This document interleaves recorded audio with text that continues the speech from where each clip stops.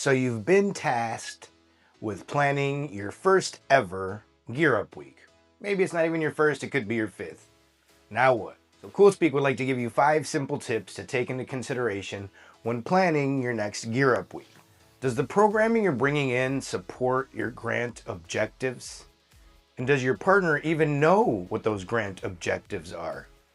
Number 2, is the programming being offered customized to fit your audience?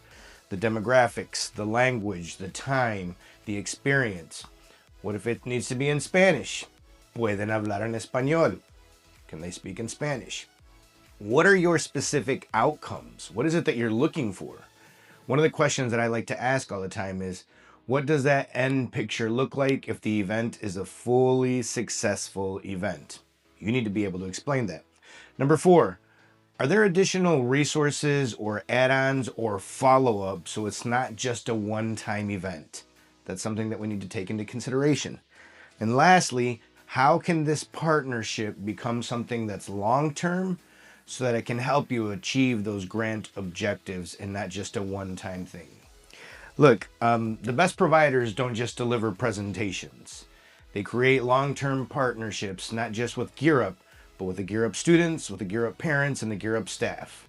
Find someone that's willing to do that, and your Gear Up Week will be that much more successful. Best of luck, y'all.